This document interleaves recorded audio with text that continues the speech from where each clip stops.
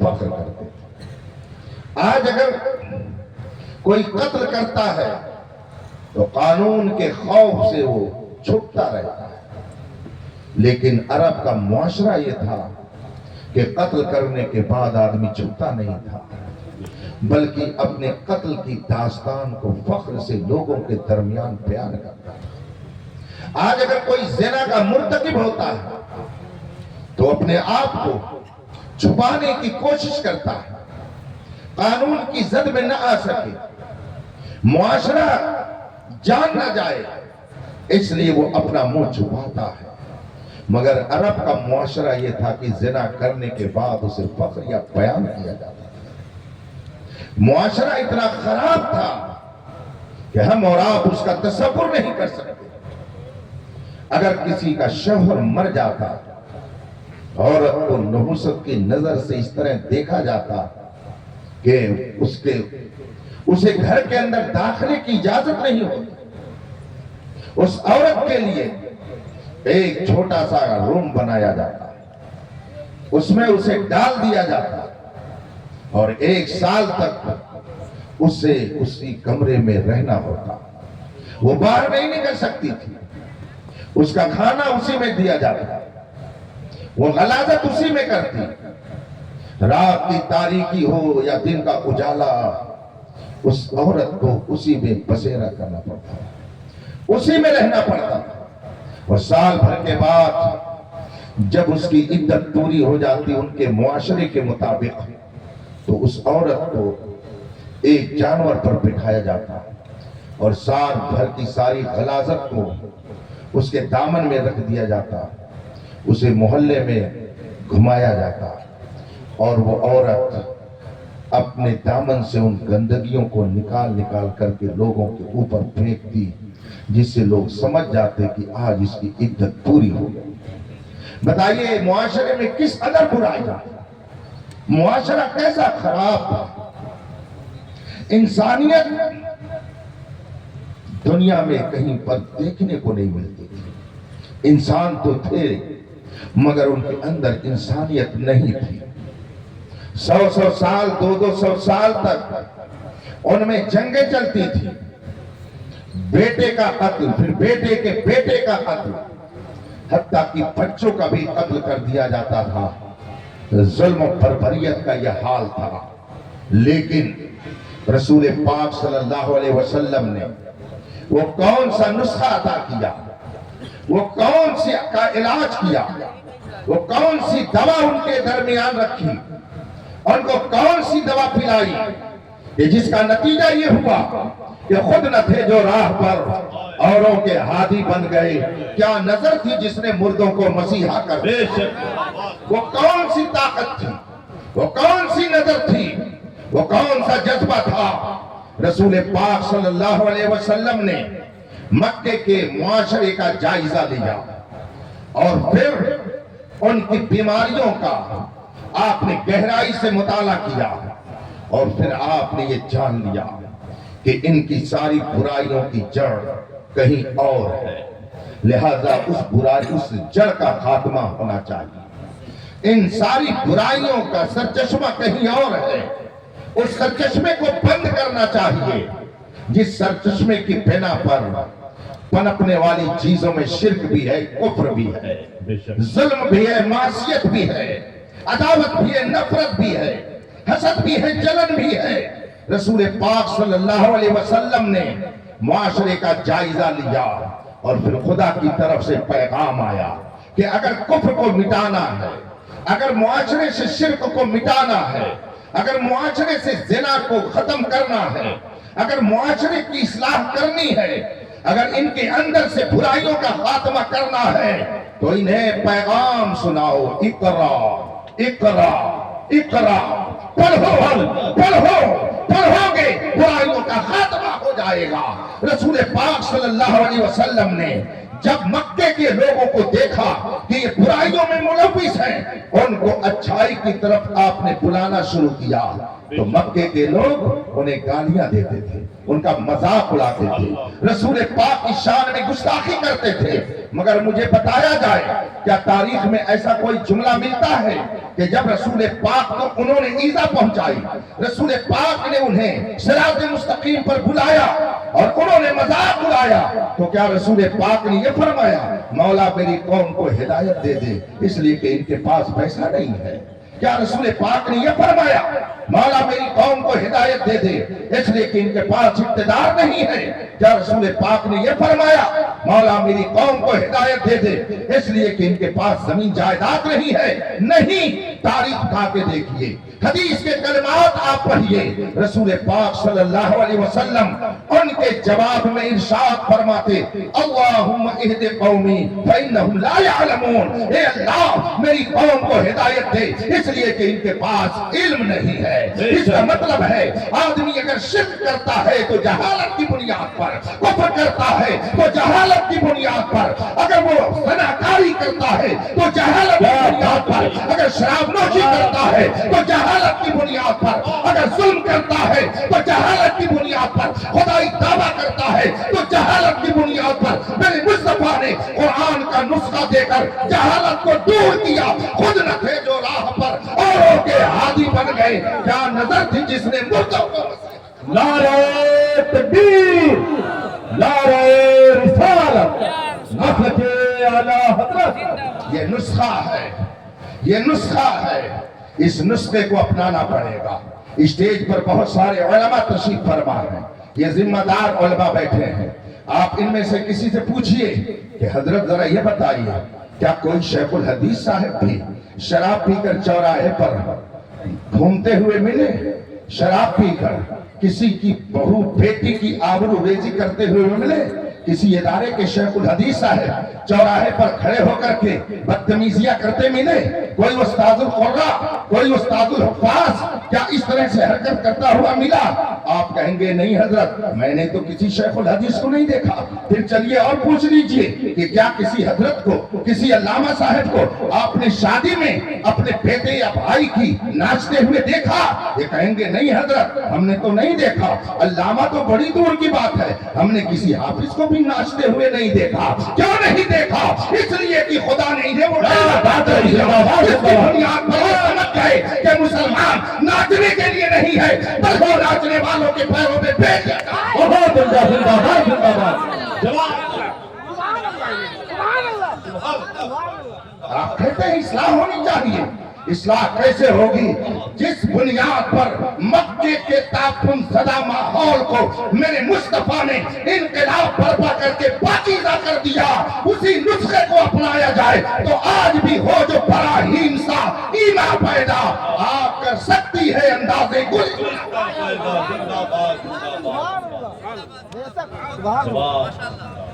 आप कहते हैं तकरीर होनी चाहिए, आप कहते हैं मुआशरे की इस्लाह होनी चाहिए। ऊंट रे ऊंट तेरी कौन सी कल सीधी, ऊंट रे ऊंट तेरी कौन सी कल सीधी। मैं कुरान करीम का एक अदना तालिब इल्म हूं, मेरा मिजाज है, मैं कुरान शरीफ की तिलावत करता रहता हूं और उसमें जो इबरत की आयतें हैं मैं उसको नोट करता हूं और उससे सबक लेता हूं।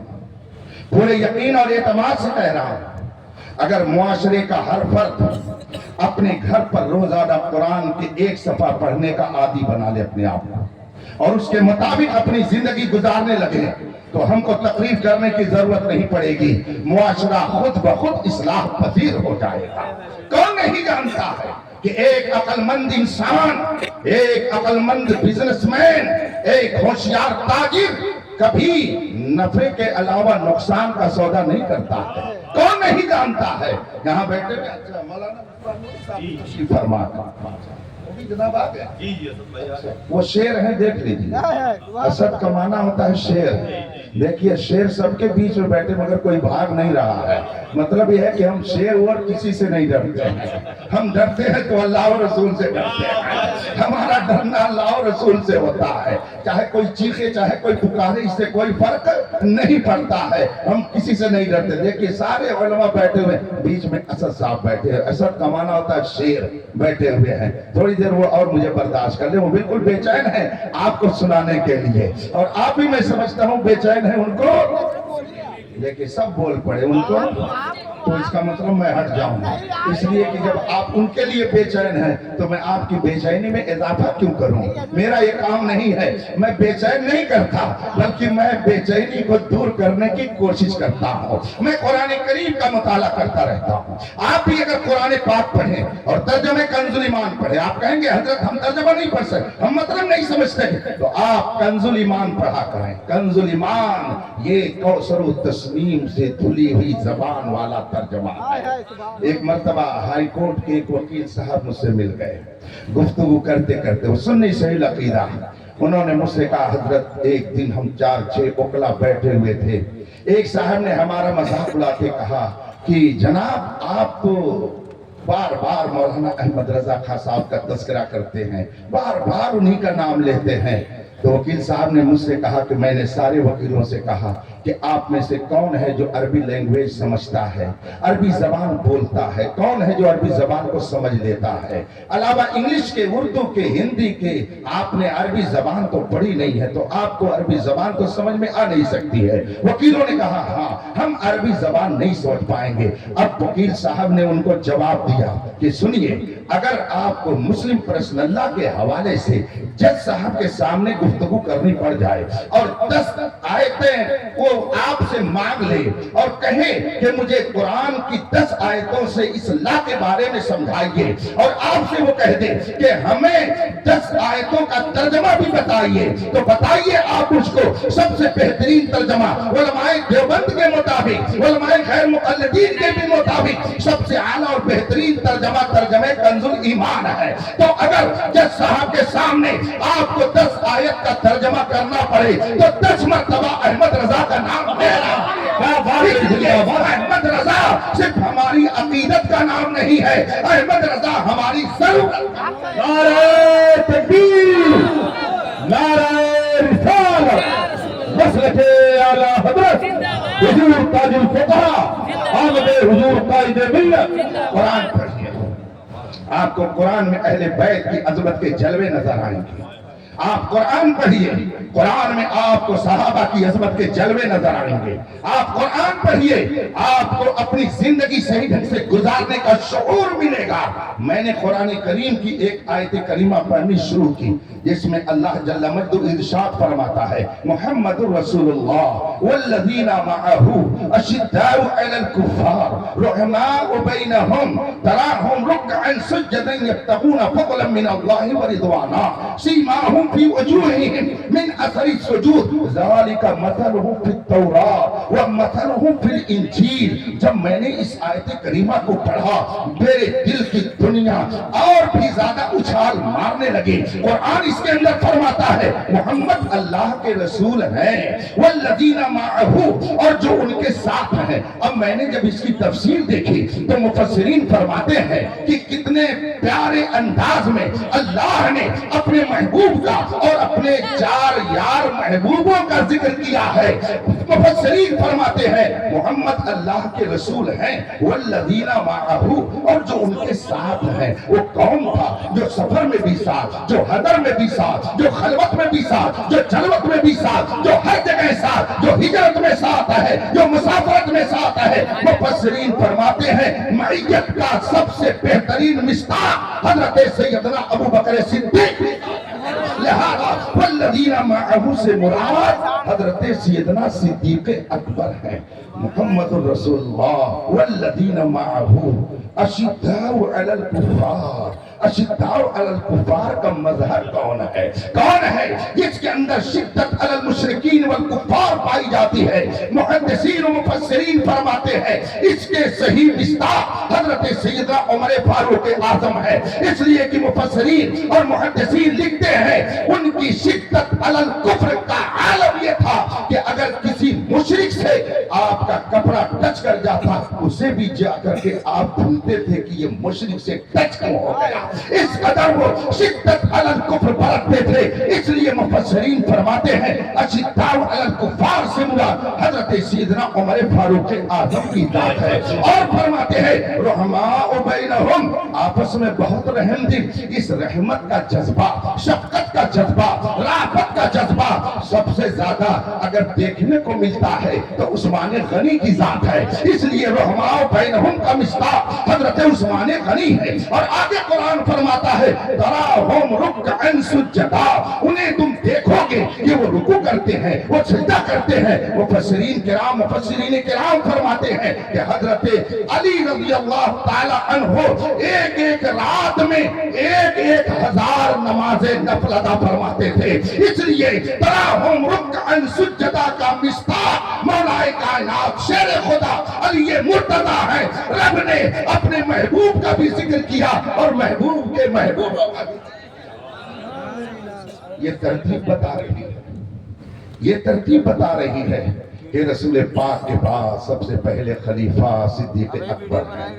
یہ ترتیب بتا رہی ہے قرآن کی کہ آپ کے بعد عمر فاروق ہیں، یہ ترتیب بتا رہی ہے کہ آپ کے بعد عثمان غنی ہیں، یہ ترتیب بتا رہی ہے کہ آپ کے بعد حضرت مولا کائنات ہے۔ اور پھر قرآن نے کیا عظمت بتائی ہے صحابہ کی، قرآن فرماتا ہے تراہم رکعا سجدا یبتغون فضلا من اللہ ورضوانا، یہ صحابہ رسول پاک کے یار، ان کے جانثار، یبتغون فضلا من اللہ ورضوانا، یہ خدا کی رضا،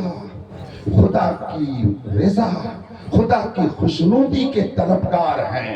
یہ آیت کریمہ بتا رہی ہے کہ رسول پاک کے صحابہ منافق نہیں ہیں بلکہ وہ مخلص ہیں، یبتغون فضلا من اللہ ورضوانا، وہ خدا کا فضل اور خدا کی رضا چاہتے ہیں۔ اور پھر آگے قرآن فرماتا ہے ذالک مثلہم فی التوراۃ، اے دنیا والو سنو، نبی کا ذکر تو توریت و انجیل میں ہے ہی ہے، ذالک مثلہم فی التوراۃ ومثلہم فی الانجیل، قرآن کہتا ہے نبی کے صحابہ کا بھی ذکر توریت میں ہے، انجیل میں ہے، ان کے ذکر سے بھی توریت اور انجیل کے اوراق جگمگا رہے ہیں۔ اس لیے جس طرح سے صحابہ کا احترام، جس طریقے سے رسول پاک سے محبت ضروری، رسول پاک کے صحابہ اور اہل بیت سے محبت بھی ضروری۔ میں نہیں کہتا، یہ قرآن کہتا ہے، یہ قرآن کہتا ہے۔ اب اگر کوئی کہے ہم کو امیر معاویہ سے کیا تعلق، تو یہ تو اپنی من کی بات ہے بھائی، یہ تو اپنے من کی بات ہے، یہ مسلک اعلیٰ حضرت نہیں ہے۔ مسلک اعلیٰ حضرت کیا ہے؟ اعلیٰ حضرت کا شاندار جملہ ہے، بہت شاندار جملہ ہے، بالکل حقائق سے پر جملہ ہے۔ اعلیٰ حضرت فرماتے ہیں وہ سارے معاملات جو ہوئے حق بدست حیدر کرار، مگر معاویہ بھی ہمارے سردار۔ یہ لفظ ہمارے بتا رہا ہے کہ رشتہ ہے، یہ لفظ ہمارے بتا رہا ہے کہ وہ غیر نہیں ہے، وہ ہمارے ہیں، اور وہ بھی ایسا نہیں کہ وہ معمولی شخص ہیں بلکہ اعلیٰ حضرت فرماتے ہمارے سردار۔ اس کا مطلب ہے حضرت معاویہ رضی اللہ تعالی عنہ کی اگر کوئی مذمت کرتا ہے وہ سب کچھ ہو سکتا ہے مگر مسلک اعلیٰ حضرت پر وہ ہرگز نہیں۔ میں نہیں کہتا، یہ قرآن کہتا۔ آج کل کچھ لوگوں نے ایک اور وبا پھیلا رکھی۔ کبھی کبھی میں حضور تاج الشریعہ علی رحمت و رضوان کی بارگاہ میں جب رہتا تو کچھ جو باتیں ذہن میں آتی میں عرض کرتا۔ ایک موقع پر میں نے کہا حضور اس وقت فتنے تو بہت پھیل رہے ہیں مگر آپ کی نظر مبارک میں، آپ کی اندیش نظر میں، عقل میں، ذہن میں سب سے اہم فتنے کیا ہیں جن سے بچانا امت کو ضروری ہے؟ حضور تاج الشریعہ رضی اللہ تعالی عنہ نے ایک موقع پر ارشاد فرمایا کہ مولانا اس زمانے کے فتنوں میں میری نظر میں دو فتنہ بہت ہی اہم ہے۔ ایک ہے فتنہ صلح کلیت اور دوسرا ہے فتنہ رافضیت. ان دونوں فتنوں سے قوم کو بچانا بہت ضروری ہے. چنانچہ حضور تاج الشریعہ جہاں کہیں گئے, جس محفل میں گئے, آپ نے یہی پیغام دیا کہ زندگی یہ نہیں ہے کسی کے لیے, زندگی ہے نبی کی, نبی کے لیے. محمد مرتا ہے زندگی کے لیے, جینا مرنا ہے سب کچھ. مسلک اعلیٰ حضرت پہ قائم رہو, زندگی دی گئی ہے اسی کے لیے. کئی بار حضور تاج الشریعہ کے اس شعر پر غور کیا کہ نبی سے جو ہو بیگانہ, نبی سے جو ہو بیگانہ. میں نے اس شعر پہ غور کیا اور اس کی دلیل میں نے چاہی تو مجھے قرآن کریم میں کئی مقامات پر اس شعر کی دلیل مل گئی. چنانچہ میں نے جب سورہ تبت یدا کی تلاوت کی, اس میں فرمایا گیا تبت یدا ابی لہب, ابو لہب کے ہاتھ ٹوٹ جائیں, وہ تب اور ٹوٹ گیا. یہ قرآن کا. آج کل کچھ لوگ کہتے ہیں کہ کسی کو برا نہ کہو اور اصلاح معاشرہ کے لیے کانفرنس بھی کرتے ہیں.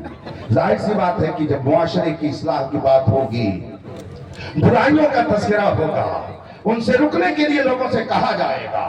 ایسا ہو نہیں سکتا ہے کہ ہم معاشرے کی اصلاح کے لیے جلسہ کریں اور برائیوں کا ذکر نہ ہو اور برائیوں کی نشاندہی نہ ہو. شراب کا ذکر ہوگا, اس کی نشاندہی ہوگی, زناکاری کی نشاندہی ہوگی, ظلم و عدوان کی نشاندہی ہوگی. اسی طریقے سے جو بدعقیدگی پھیلائے, ایسے بدعقیدوں کی بدعقیدگی کی بھی نشاندہی کی جائے گی. اور اگر کوئی کہتا ہے کہ کسی کو برا نہ کہا جائے, اس کا مطلب ہے وہ معاشرے کی اصلاح نہیں چاہتا ہے بلکہ معاشرے کو بگاڑنا چاہتا ہے. حضرت آپ حضرات بیٹھے بھائی, بیٹھے.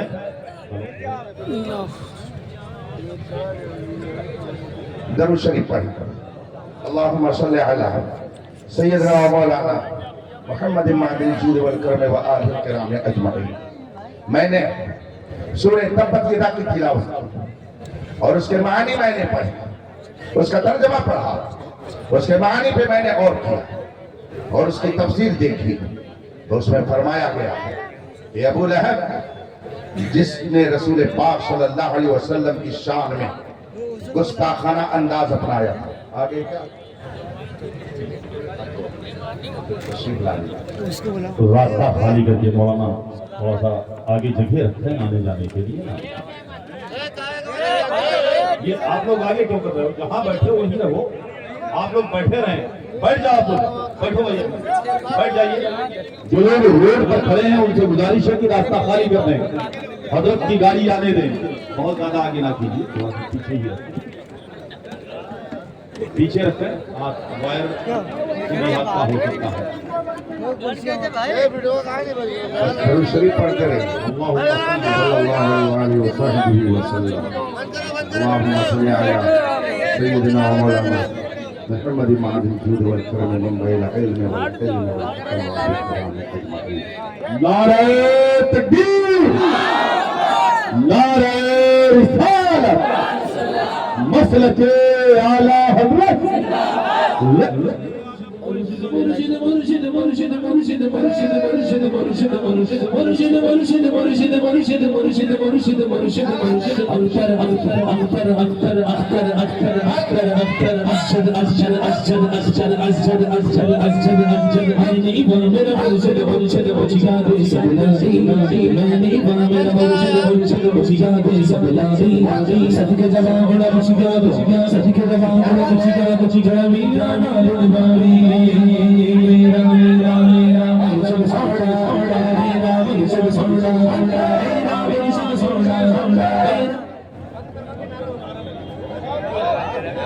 ہیلو, نیا نیا کہاں سے نکالتے ہو؟ نعرہ تکبیر, نعرہ رسالت, نعرہ رسالت. علماء اہل سنت, علماء اہل سنت. آمد حضور قائد ملت, آمد حضور قائد ملت. عشق محبت, عشق محبت, عشق محبت, عشق محبت. پیار محبت, پیار محبت. دریا دریا علم سعادت فیض کا دریا ہم سب کی بخشش کا ذریعہ غیر ضروری لوگ ممبر پہ نہ چڑھیں غیر ضروری لوگ ممبر پہ نہ چڑھیں برائے مہربانی غیر ضروری لوگ ممبر پہ نہ چڑھیں آپ لوگ اسد بھائی اچھا بھیا کہا ان کے بہت اسد بھائی زیادہ بہت دور تک کے گئے نیپال تک بنایا ہے ان کے اسد بھائی ویڈیو بنا رہے تھے ویڈیو اور جو لوگ ویڈیو گرافی کر رہے ہیں ایک دم بالکل اپنے اپنے موبائل پر تصویر لگائیں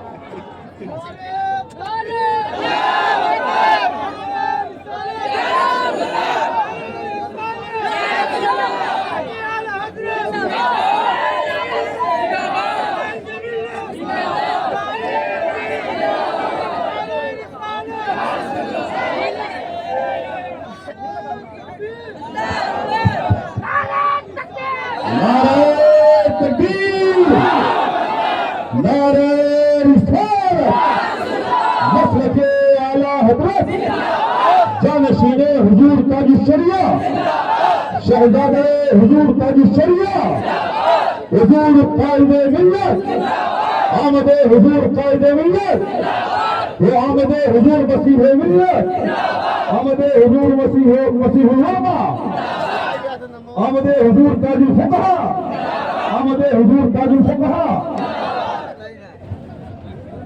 اگر فوٹوگرافی نہیں ہوگی حضرت یہیں سے واپس چلے جائیں یہ بنا رہے ہیں یہ اگر موبائل نہیں چلی جائیے حضرت اسٹیج پہ نہیں آئیں گے آپ اگر فوٹو نکال کر رہیے حضرت اسٹیج پہ نہیں آئیں گے یہیں سے ہم لوگ چلے جائیں گے